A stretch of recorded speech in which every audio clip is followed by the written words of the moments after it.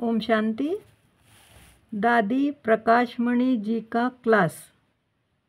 इस क्लास का हेडिंग है ज्ञान और योग बल से अन्य सभी बलों को प्राप्त कर मायाजीत जगतजीत बनो। यह हम राज ऋषियों की दरबार है। राज ऋषियों को राजयोगी भी कहते, गॉडली स्टूडेंट भी कहते। राज ऋषियों को ज्ञानी तू आत्मा भी कहते हैं। तो हम सब यहाँ ज्ञानी योगी ऋषि बैठे हैं और हम ज्ञानियों योगियों को पढ़ाने वाला ज्ञान ज्ञानेश्वर योग योगेश्वर बाप है। सबसे पहले ज्ञानेश्वर बाप ने हमें ज्ञान की वास्तविकता समझाकर ज्ञान स्वरूप बनाया है, तो हम नॉलेजफुल बने हैं। लेकिन उसके आगे यह भी शब्द ऐड है कि हम न्यू नॉलेजफुल है। नॉलेज वाले तो दुनिया में आज अनेक हैं, लेकिन बाप ने जो हमें नॉलेज दी है यह प्राय लोप हो चुकी है। इसीलिए कहा हमें न्यू नॉलेज मिली है। न्यू नॉलेज के साथ योगेश्वर बाबा ने हमें सहज योग सिखाया और सहज योग सिखाकर हमें सहज राजयोगी बनाया। सहज इसीलिए कहा कि सिर्फ निश्चय है, यह मेरा बाप है। हम राज ऋषि अर्थात पवित्र ऋषि हैं। हमें पावन बनना और बनाना है, विश्व का कल्याण करना है। फिर बाबा ने हमें एम ऑब्जेक्ट दी कि तुम्हें सर्वगुण संपन्न 16 कला संपन्न संपूर्ण निर्विकारी देवता बनना है। यह एम ऑब्जेक्ट हमें धारणा के लिए मिली है कि तुम्हें ऐसा बनना है। फिर बाबा ने हमें वरदान दिया कि तुम हो मास्टर सर्वशक्तिमान। यह वरदान भी है तो वर्षा भी है इस संगम युग का। तो यह वरदान अथवा शक्तियों का वर्षा जो हमें मिला है, इसमें हम कहाँ तक अनुभव करते कि मैं मास्टर सर्वशक्तिमान हूँ। बाबा ने अष्ट शक्तियाँ बताई है, लेकिन उन अष्ट शक्तियों का भी आधार क्या है? पहली शक्ति है ज्ञान की। बाबा ने वरदान में हमें मास्टर नॉलेजफुल बनाया है। हमें इतनी सारी नॉलेज बाबा ने दी है जो हमारे जीवन का फाउंडेशन है। तो पहले पहले हमें मिला है नॉलेज का बल। जिस नॉलेज के बल पर हम दुनिया को चैलेंज करते कि जो बाप ने हमें नॉलेज दी है यही सच्ची नॉलेज है।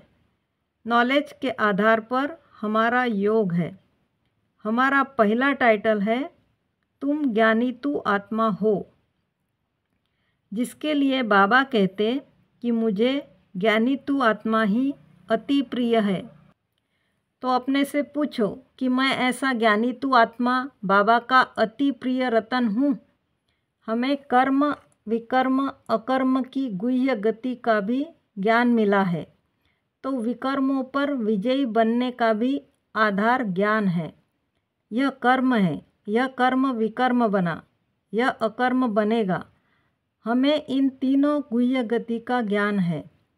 ज्ञान बिना हम कर्म अकर्म विकर्म की गति का गुह्य राज भी नहीं जान सकते और विकर्माजीत भी नहीं बन सकते। तो हमारा लक्ष्य हो कि हमें विकर्माजीत कर्मातीत बनना है। तो हे ज्ञानी तू आत्माएं, खुद से पूछो हम इतना ज्ञानी योगी तू आत्मा बने हैं? हम कर्म विकर्म के राज को जान विकर्माजीत स्टेज के नज़दीक पहुंच रहे हैं। जैसे ज्ञान बल है वैसे दूसरा है योग बल। तो खुद से पूछना है मैं इतना योग बल कमा रहा हूँ जो मैं आत्मा राजा अपनी कर्मेंद्रियों पर विजयी रहूँ। इतना मैं राजा बलवान हूँ या इंद्रियां मेरे से बलवान है? बाबा कहते हैं तुम्हें योग बल से ही अपने संकल्पों पर विजय पानी है। तो शुद्ध संकल्प अशुद्ध संकल्प की नॉलेज से हमने इतना योग बल जमा किया है जो हम अपने संकल्पों पर विजयी बने। शुद्ध संकल्प चलते हैं या अशुद्ध संकल्प चलते हैं?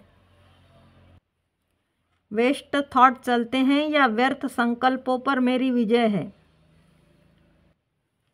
अगर वेस्ट संकल्प चलते तो एनर्जी वेस्ट गई, टाइम वेस्ट गया, तो वह वेस्ट भी हमारे कर्मों के खाते में जमा होता है। तो हमारे संकल्प कहाँ तक वेस्ट जाते हैं, यह चेक करो। तो ज्ञान और योग के बल से माया अर्थात अशुद्ध संकल्पों के विजयी बनो। हमारे योग का पहला फल है संकल्पों पर विजय पाना। तो इतनी शक्ति व कंट्रोलिंग पावर मेरे पास है जो मैं कहूँ कि मैं संकल्पों पर विजयी हूँ। इतनी मैंने अपने में पावर भरी है। पावर भरने का फिर भी आधार हुआ ज्ञान और योग। इस आधार से हम विजय प्राप्त करते हैं। तो चेक करना है संकल्पों पर मेरी कितनी विजय है। बाबा की हम बच्चों को आज्ञा है, फरमान है, बच्चे तुम पावन थे, तुम्हें ऐसे पक्के पावन पवित्र योगी बनना है। तुम्हें पवित्रता के बल से ही विश्व को पावन बनाना है। तीसरा बल है पवित्रता का।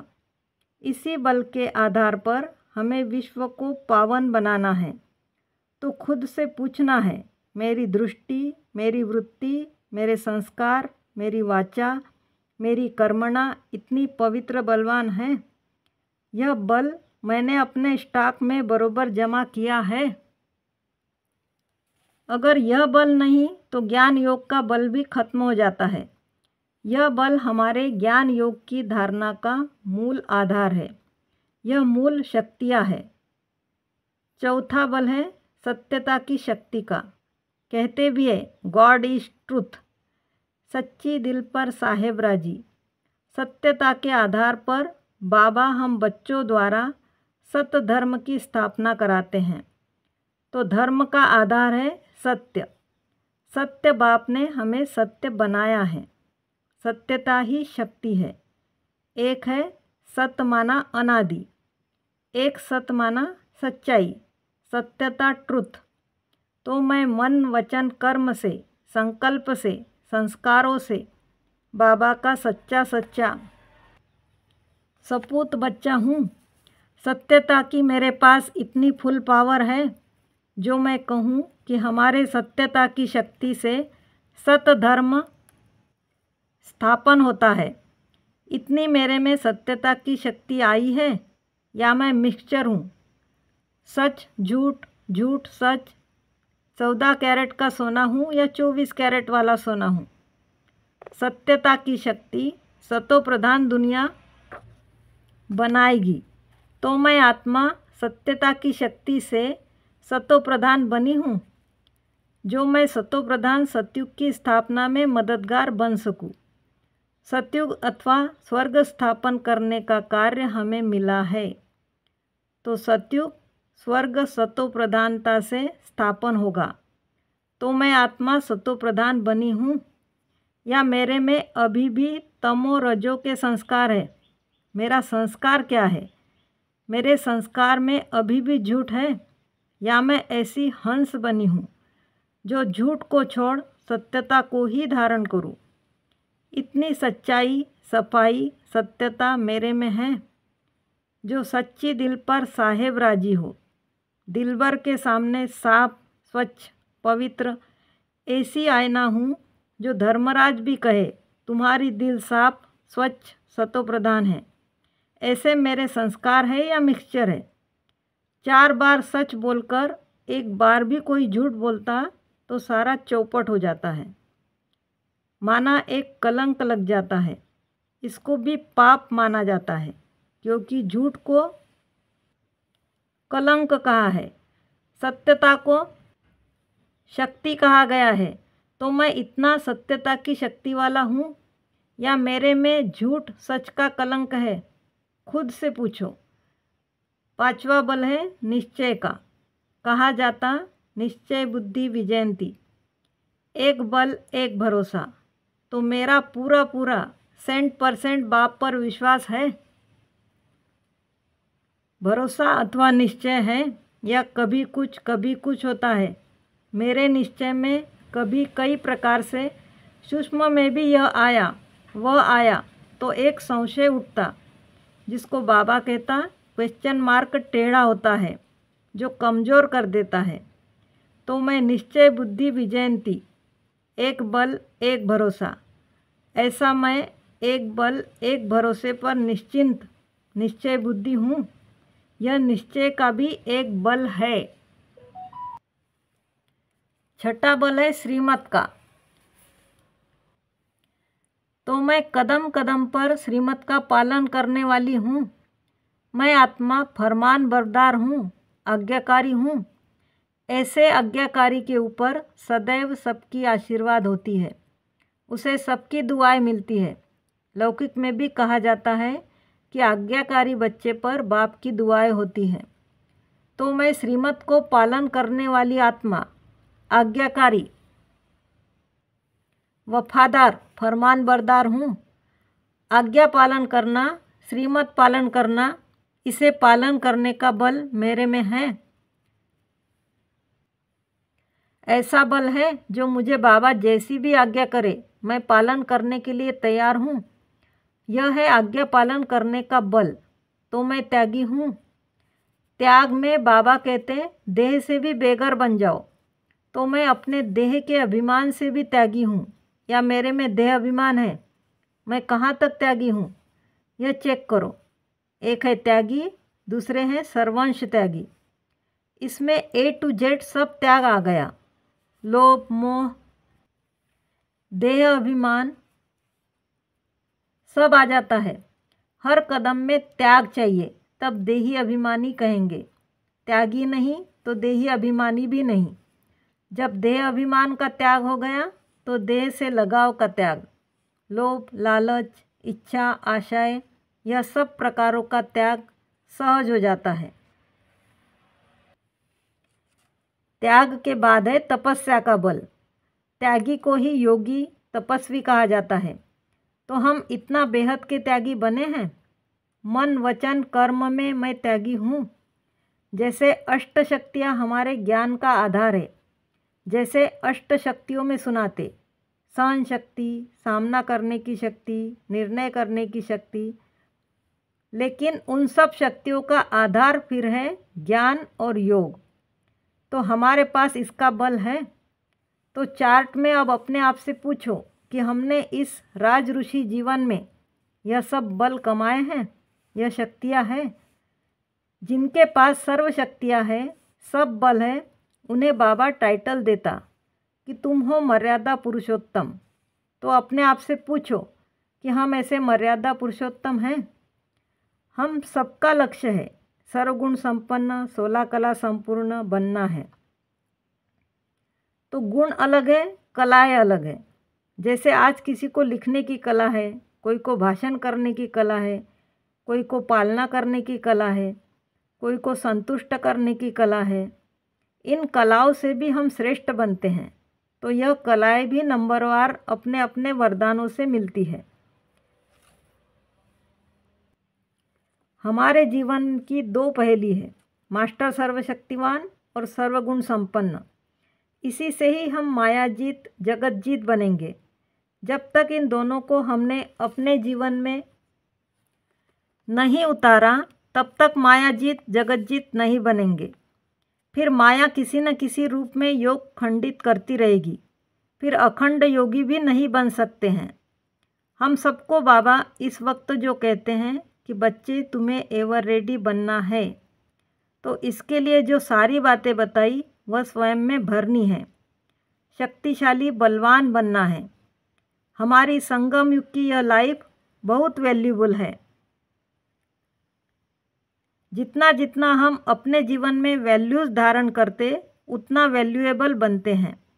जैसे 56 गुण गाए जाते हैं, ऐसे 56 अवगुण भी है। इसकी भी लिस्ट बनाओ। जैसे ईर्ष्या है, आवेश है, इनके भी बहुत बाल बच्चे हैं। तो देखो कितने गुणों की माला मैंने धारण की है और अभी तक कितने अवगुण रहे हुए हैं। ऐसे ही बाबा ने हर मुरली में सोमान दिए हैं, वरदान दिए हैं, वह भी लिखो और चेक करो कि कौन कौन से वरदान मैंने बाबा से लिए हैं और किस वरदान की कमी मेरे में है। उसका कारण और निवारण निकालो। जब ऐसी संपूर्ण चेकिंग हो तब कहेंगे संपूर्ण समर्पित। यहाँ से जाने के बाद भी इसको चेकिंग करो। रोज़ हर घंटा हर बात को 1 घंटा मनन करो, चिंतन करो। ऐसी 100 पॉइंट्स लेके जाओ और 100 दिन में 100 घंटा मनन चिंतन करके उसमें संपन्न बनो। 100 घंटे के योग से कमजोरियों को समाप्त करके विजयी बनो। इसके लिए एकाग्रता का अभ्यास करो। 1 सेकंड में संकल्प को स्टॉप कर लो और उपराम हो जाओ और इस देह से उड़ जाओ। वतन में बाबा के स्वीट साइलेंस होम में बैठ जाओ। तब यह जीवन प्यारी न्यारी बनेगी। फिर कहेंगे समर्पित कुमार, राज ऋषि, ज्ञानी तू आत्मा, योगी तू आत्मा। ऐसा प्रैक्टिकल अब बाबा को सबूत देना है। तो यह परिवर्तन की भट्टी है, यह ट्रेनिंग भी है। यह अपने आप को चेकिंग करने का 5 दिन का टाइम है और जो सब कुछ बीता है उस सब का निवारण करके हमें अब बाबा के फरिश्तों की दुनिया में चलना है। ओम शांति।